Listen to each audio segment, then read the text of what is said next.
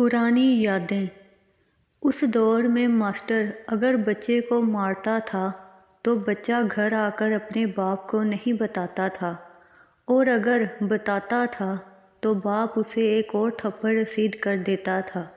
یہ وہ دور تھا جب اکیڈمی کا کوئی تصور نہ تھا۔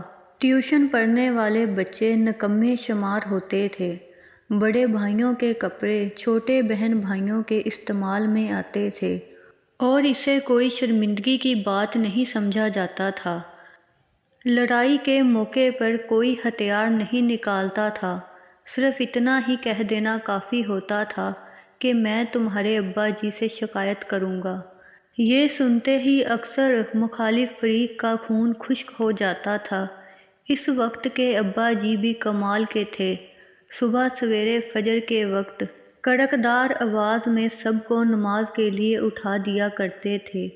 بے طلب عبادتیں ہر گھر کا معمول تھی۔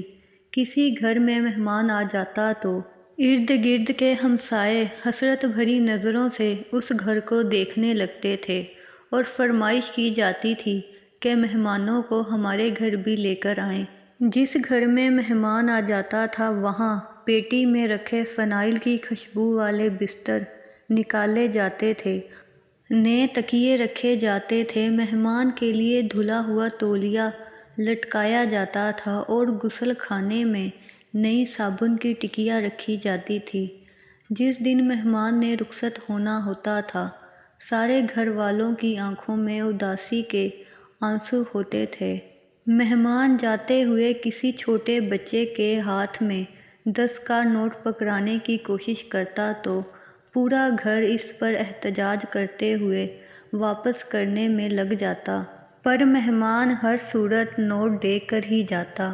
شادی بیاہوں کے موقع پر سارا محلہ شریک ہوتا تھا۔ غمی خوشی میں آنے جانے کے لیے ایک جوڑا علیحدہ سے رکھا جاتا تھا جو اس موقع پر استعمال میں لایا جاتا تھا۔ جس گھر میں شادی ہوتی تھی ان کے مہمان اکثر محلے کے دیگر گھروں میں ٹھہرائے جاتے تھے۔ محلے کی جس لڑکی کی شادی ہوتی تھی بعد میں پورا محلہ باری باری میاں بیوی کی دعوت کرتا تھا۔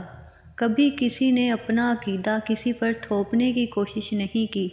کافر کافر کے نعرے نہیں لگتے تھے۔ سب کا رونا ہنسنا سانجھا تھا، سب کے دکھ ایک جیسے تھے، سب غریب تھے، سب خوشحال تھے۔ کسی کسی کے گھر میں ٹی وی ہوا کرتا تھا، اور سارے محلے کے بچے وہیں جا کر ڈرامے دیکھتے تھے۔ دکاندار کو کھوٹا سکہ چلا دینا سب سے بڑا فراڈ ہوتا تھا۔ کاش پھر سے وہ دن لوٹ آئیں۔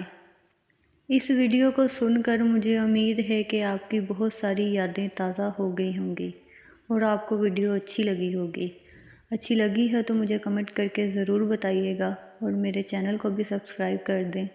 اوکے، اللہ حافظ۔